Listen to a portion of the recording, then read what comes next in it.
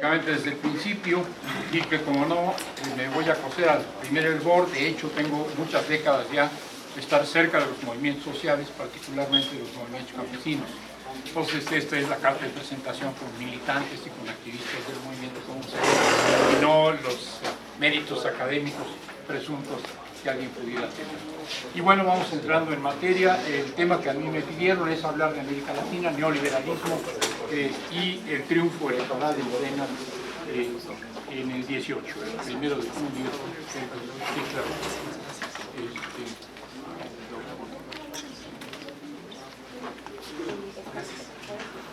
¿Está bien? Sí. Bueno, lo primero que yo quisiera decir es que vamos a hablar de nuestra América. Y digo nuestra América empleando un término que acuñó, aunque no lo puso necesariamente de corrido, como una sola palabra, sino como dos, José Martí, al referirse en un artículo que se titula precisamente Nuestra América, a esta América Latina que incluye al Caribe. Tenía que ser así por parte de un cubano, José Martí. Y me parece importante ocuparse aquí hoy de esta Nuestra América, porque creo que en el siglo XXI, que llevamos 2 décadas ya recorridas, hay que ser bolivariano de nuevo, si es que habíamos dejado de ser. Hay que volver a mirar al subcontinente, cuando menos, si no es que al continente entero, pero cuando menos sí al subcontinente. No podemos pensar en la emancipación de cada uno de nuestros países, de cada uno de nuestros pueblos, por separado. Tenemos tareas que cumplir, cada quien en su territorio, en su espacio, pero tenemos tareas comunes. La derrota del ALCA y el triunfo del ALBA, el mejor momento de los gobiernos de izquierda en América Latina, en el Cono Sur, fue una expresión de que se puede modificar la correlación de fuerzas a nivel continental y que eso ayuda a los procesos de carácter nacional.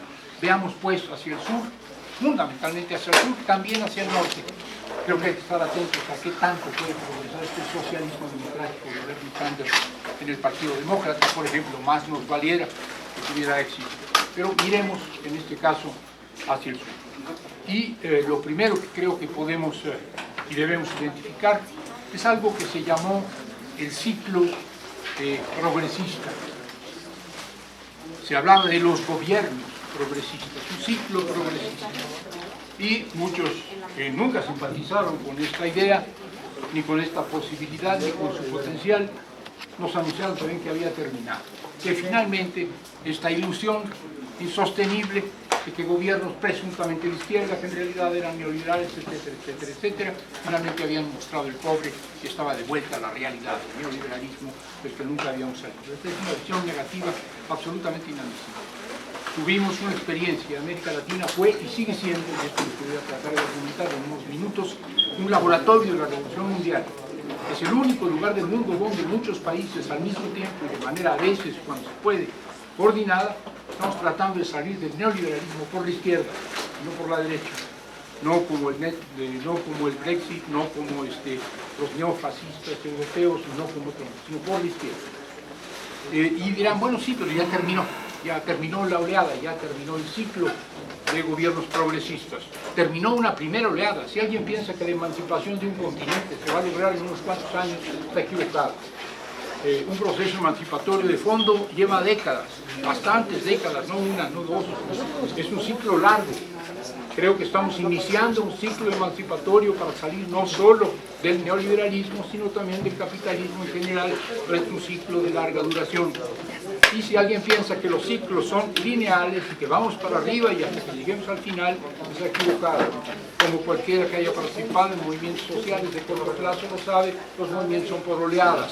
Tienen un ascenso y luego tienen un reflujo y luego viene otro ascenso. Bien, la hipótesis que yo les propongo es que estamos en la segunda oleada del ciclo emancipatorio latinoamericano. La primera fue iniciada, digamos que a fines del siglo XX, con el triunfo de Hugo Chávez en Venezuela, el triunfo en 98, la toma de posesión en 99, y arranca el siglo XXI con una nueva perspectiva latinoamericana, porque se van sumando Lula en Brasil en el cuarto intento, y finalmente logra el PT el triunfo, porque después del corralito en Argentina, Néstor Kirchner logra con una mayoría mínima ganar una elección, pero luego se impone porque propone alternativas efectivamente para salir de la crisis a la que lo habían sometido, a la que habían sometido al país los neoliberales. Y luego tenemos los casos de Bolivia, los casos de Ecuador, de Uruguay, de Paraguay en su momento, aunque luego decir un golpe de Estado y lo sacan bastante pronto, y de Venezuela, en la rama. Brasil, Argentina, Venezuela, Bolivia, Ecuador, Uruguay, Paraguay en su momento. Esto ocurrió en contra de las previsiones de una parte de las izquierdas. Creo gente de suficiente edad como para haber compartido estas reflexiones que muchos teníamos a fines del siglo pasado. A fines del siglo pasado había una serie de izquierdistas académicos, diría yo mayormente izquierdistas académicos, no del movimiento social, sino académicos, que nos decían la globalización acabó con el Estado-Nación. El Estado-Nación no tiene sentido ya, las naciones no tienen sentido ya, son territorios en los que no vale la pena luchar. El mundo está globalizado por las corrientes del capital, está globalizado por el capital financiero, está globalizado por las transnacionales, está globalizado por los organismos multilaterales, Fondo Monetario, Banco Mundial, está globalizado por la presencia de los imperios. El mundo está globalizado, las naciones son historia, no tiene caso plantearle la lucha en las naciones. Recuerden ustedes un planteamiento que todavía está vivo en algunos compañeros del círculo que gira en torno al STLN, es lo local y lo global. Los caracoles y las intergalácticas.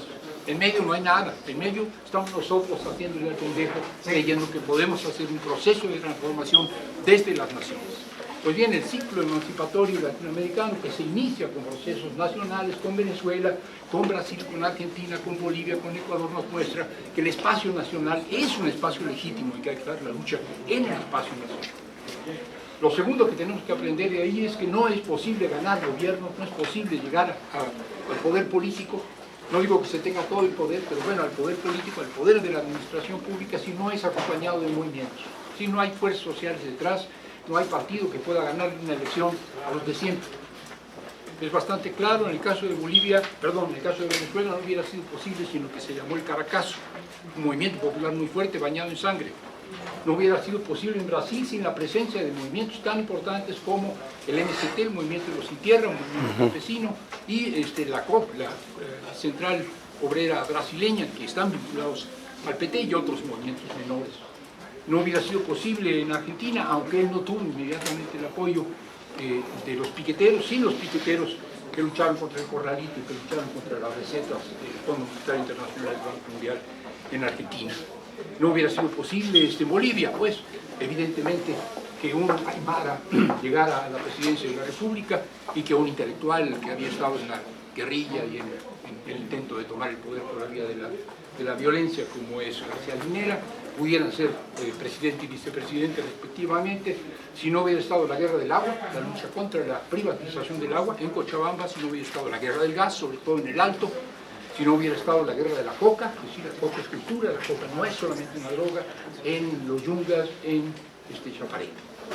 Y así sucesivamente, sin la CONAIE y la FENOCIN, las organizaciones indígenas e indígenas afrodescendientes de Ecuador, no hubiera sido posible que Correa llegara, aunque esté peleado con estas organizaciones. Sin el movimiento social no hubieran llegado estos gobiernos de izquierda. Pero hay que también reconocer esto, tampoco les gusta a muchos compañeros analistas, que después de que los gobiernos llegan al poder y se estabilizan, más o menos se estabilizan, los movimientos sociales se regresan a lo suyo, se regresan a la vida cotidiana. Y en muchos casos, y es lamentable, pasan facturas. Ya te llevamos al gobierno, ahora cúmplenos. Pareciera que la lucha termina cuando ya finalmente llega Lula al gobierno y ahora sí, haz la reforma agraria, cabrón, para eso te pusimos ahí. Bueno, decía Lula, si no están ustedes en las calles, me va a costar trabajo porque tengo presiones. Sí se entiende lo que estoy diciendo. Sí. Los movimientos no acompañan a los gobiernos, hay un proceso como de relevos, ¿no? Va el movimiento y luego va el gobierno, y el movimiento se repliega, o pasa facturas, o se va a lo suyo, pues la gente no está movilizada todo el rato, digo, todos sabemos eso. Y bueno, esto deja a los gobiernos solos, pero los gobiernos mostraron una enorme iniciativa. En Bolivia se gobernó 12 años, yo creo que se va a volver a gobernar, espero que así sea. no va a estar nada fácil. Pero se gobernó 12 años, y en 12 años Bolivia cambió. Bolivia es otra, no solo hay crecimiento económico, hay distribución. En Brasil también, millones de pobreza extrema, ya ves, de la pobreza, y ahora son clases medias que se vuelven a encontrar el gobierno del PT, ok. Se recuperó la dignidad en Argentina, volvieron a comer carne y pan, estaban en las ollas que servían comida en las calles, no sé, estos gobiernos hicieron lo que podían hacer y hasta donde lo podían hacer, pero esto termina, son ciclos. Te la ganan a la buena o a la mala, te la ganan a la mala en Bolivia, te la ganan a la buena, diríamos, en Uruguay. Perdió el Frente Amplio en Uruguay, 12 años de gobernar, perdió. Bueno, perdió una elección, pero si ustedes fijan los resultados, igual en Bolivia, el candidato de la izquierda es el que tiene la mayoría. Lo que sucede es que las derechas están fragmentadas y no tienen proyecto, le echan un montón en la segunda vuelta, ¿se entiende?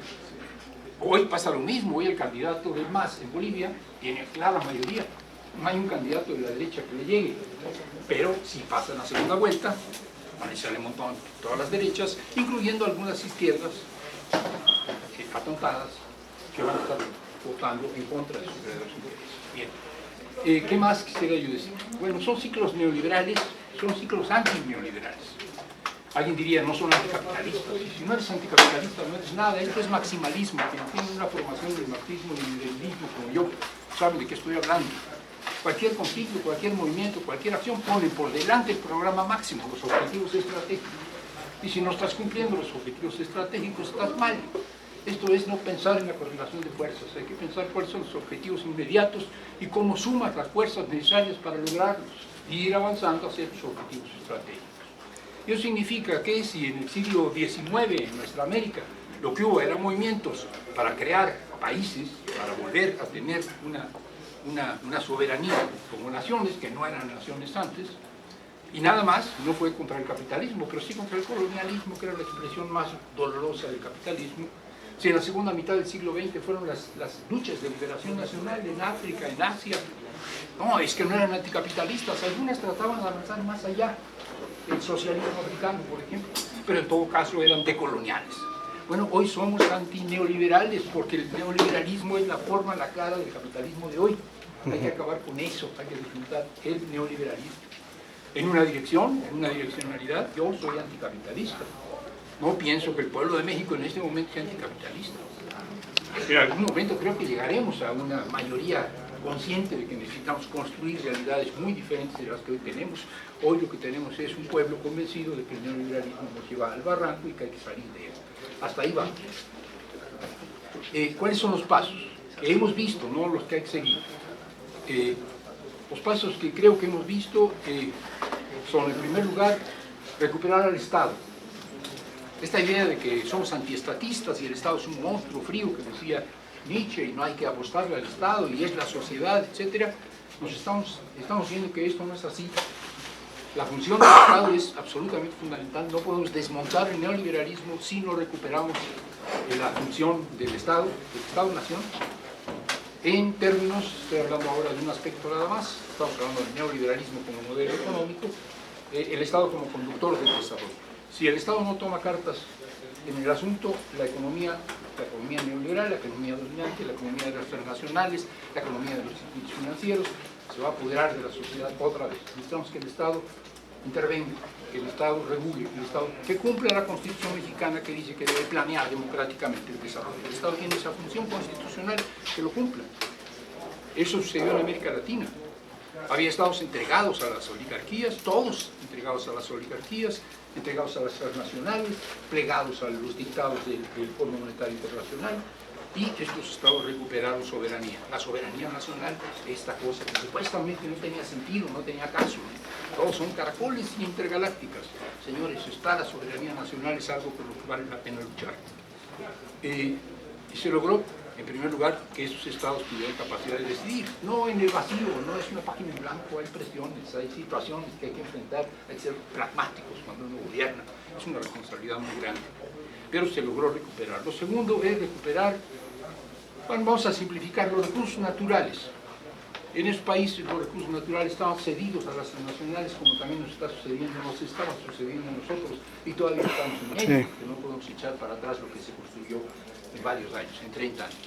Pero ahí lo que tenían es que el gas era de las transnacionales, el petróleo era de las transnacionales, el estaño era de las transnacionales y, digamos, la agricultura de exportación, la soja, etcétera, no eran de las transnacionales, pero sí eran de una o de otra forma de los capitales financieros que eran los que invertían ahí y se quedaban con la renta. Estos países no tenían el acceso a la riqueza que generan los recursos naturales y lo tuvieron que recuperar. Y recuperar el gas, y recuperar el petróleo, y recuperar el estaño, y recuperar en general la minería, y recuperar las rentas agrícolas que genera la agroexportación en Argentina o en Brasil, que era muy importante. Es decir, para simplificar, los grandes exportadores siguen siendo grandes exportadores, pero pagan impuestos. Bueno, pagaban, con Macri dejaron de pagar otra vez.